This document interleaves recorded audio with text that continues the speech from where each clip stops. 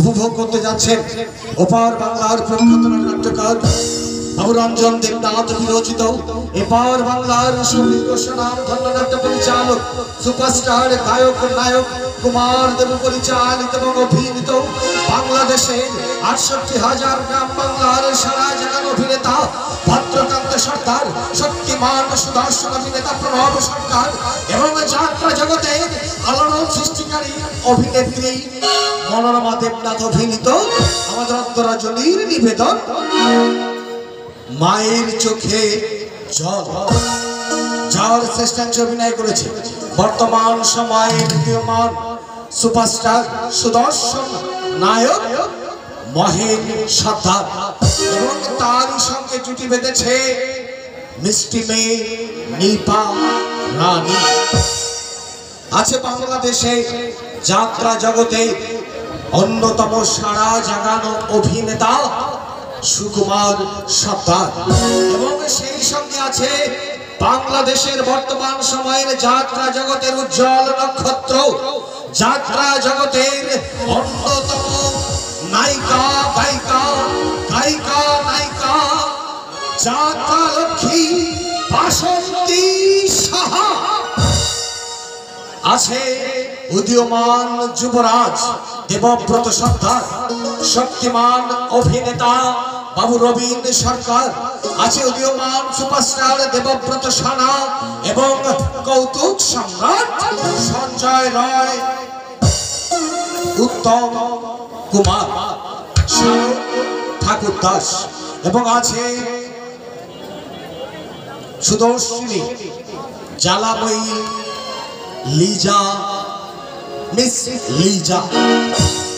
যন্ত্র সঙ্গীতে মাস্টার হীরামন এবং প্যারিস্ট আনন্দ মোহন। সাউন্ডে আছে Rahul sound and decorator, proprietor mister Amal Kumar.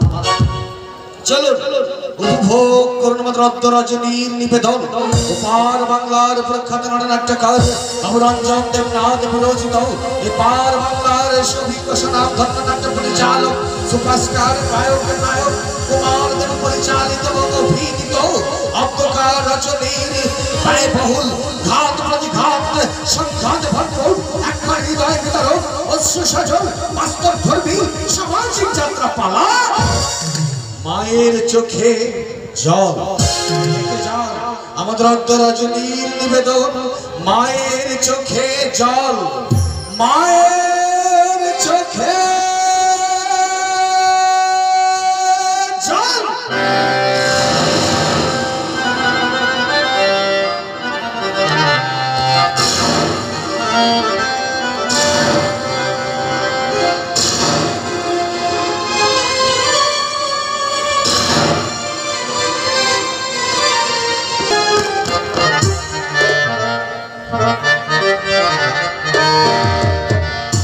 চরণ ধূলি ছাড়া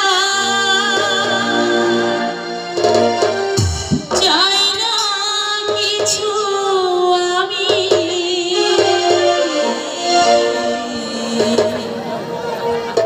চরণ ধূলি ছাড়া চাই না কিছু আমি, থেকো হৃদয়েতে প্রভু সদা তুমি, প্রভু সদা তুমি। চরণ ধূলি ছাড়া চাই না কিছু আমি, চরণ ধূলি ছাড়া চাই না কিছু আমি, থেকো হৃদয়েতে প্রভু সদা তুমি, প্রভু সদা তুমি।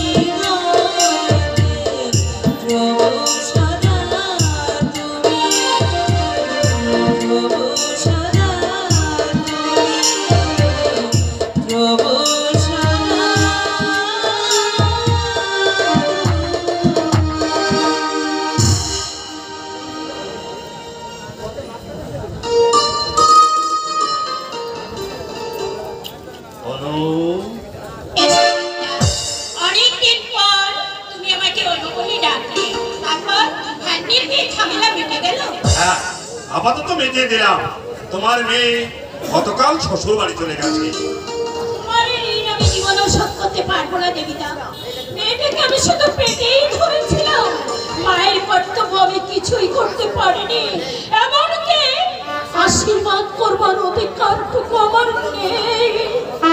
এমন ভাগ্য নিয়ে আমি এই পৃথিবীতে জন্মেছিলাম। এসব কথা বলে এখন কি লাভ?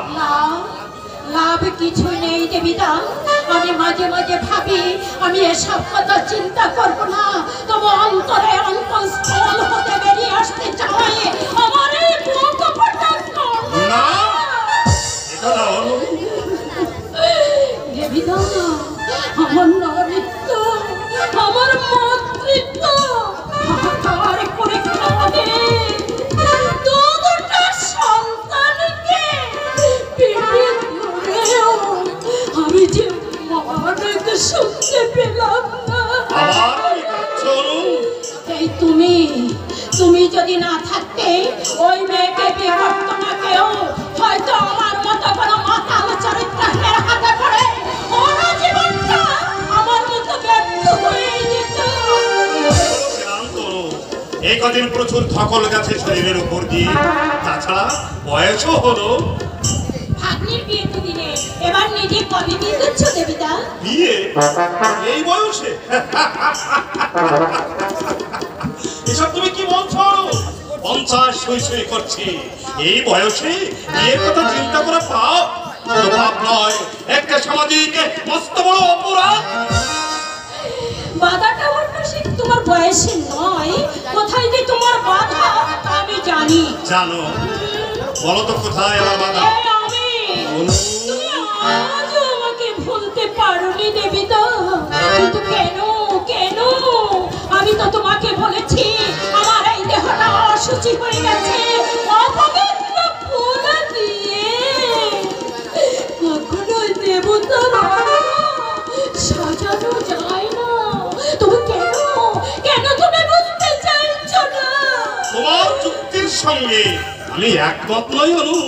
ফুল কোনদিনই অপবিত্র হয় না। ভুল নয়, এটা তোমার মনের কুসংস্কার। বর্বর পশুর হাতে তোমার এই নারী ধর্ম লাঞ্ছিত হয়েছে। তোমার মন তাতে কোনোদিনই সায় দেয়নি। তুমি যদি স্বেচ্ছায় তোমার দেহটা নিয়ে তুমি ছিঁড়ে মেরে খেলতে, আমি তোমাকে ঘৃণাই করতাম।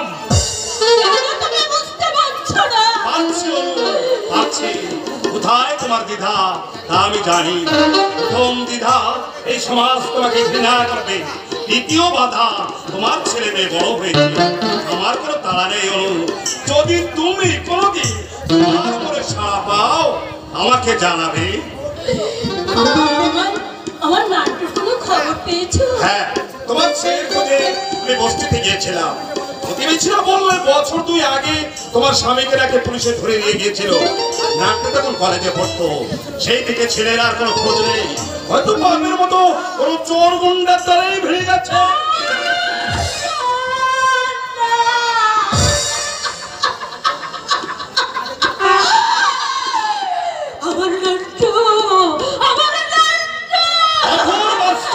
অস্বীকার করে কোনো লাভ নেই অনু। বাবের বিষাক্ত রক্ত ধারা ছেলের দেহে সংক্রামিত হবে, এতে আশ্চর্য হবার কি আছে? আসল কথা কি জানো? রক্তের দাবিকে কোনোদিনই অস্বীকার করা যায় না অনু। মাতালের ছেলে সে তো মাতালি হবে, কোনোদিনই ভদ্রলোক হবে না অনু, কোনোদিনই ভদ্রলোক হবে না।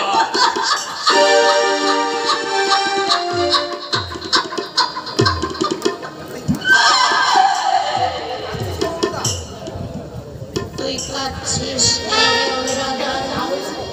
একদিন তুই মা হয়েছিলি, 3 বছরের নান্টু পেটে ছিল নন্দিনী। হঠাৎ ঝড় উঠলো, ভেঙে গেল তোর কাছের ঘর, চাপা পড়ে গেল স্নেহ, মায়া, ভালোবাসা, অনুরাগের নতুন নাম হলো বিজয়।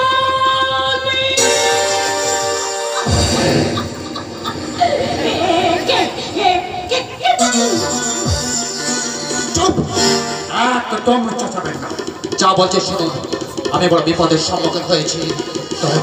দয়া করে একটা জায়গা দেখে দিন, তড়ি ঘড়ি লুকিয়ে আমি বলছি। দেরি করছেন না, বলুন কথা বলুন, কিন্তু বলবেন না। দেরি করলে যদি আমার প্রাণ বিপন্ন হয় তাহলে আপনিও কিন্তু। কি হলো শিগগিরই বলুন, কোথায় লুকাবো? ওই আসছে। তুমি এই দরজাতে চলে যাও, পাশে আমার রান্নাঘর, ওখানে গিয়ে তুমি বসে থাকো। ঠিক আছে, আমি যাচ্ছি।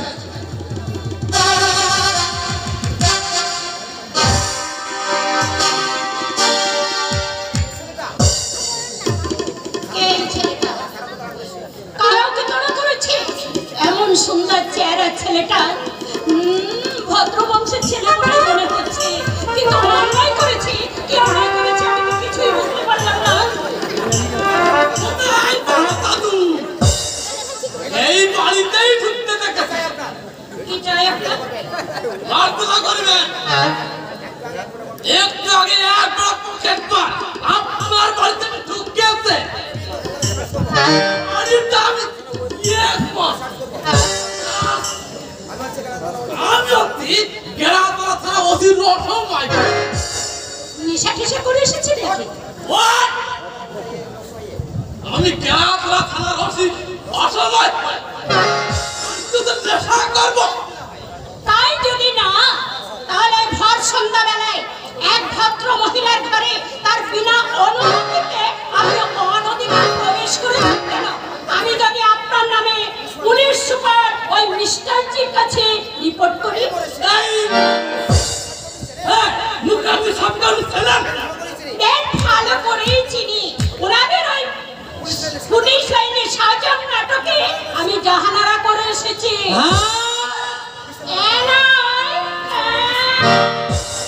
মুখার্জি সাহেবকে আপনি ছিলেন? আপনি তার নাম ধরে বিদুলি দেবে? ক্ষমা করবেন ম্যাডাম, চিনতেই পারেন। সত্যি অভিনয় করে আপনি সেদিন তো তালি দিয়ে এসেছেন। সবার মুখে মুখে আপনার নাম। আসিম ম্যাডাম না, নমস্কার। ইচ্ছা করলে আপনি ছাড় করে দেখতে পারেন। আপনি কি মিথ্যা বলবেন? নিশ্চয় আমার দেখতে ভুল হয়েছে। নিশ্চয় আপনার মধ্যে ঢুকে ওই পাতারি পথে পালিয়ে গেছে বেটা। ধরতে পারলে বেটার বাপের নাম ভুলিয়ে দিয়ে যাবে কোথায় শুনলাম না। আইনে যখন আছে ধরা একদিনে করতেই হবে। তুই ম্যাডাম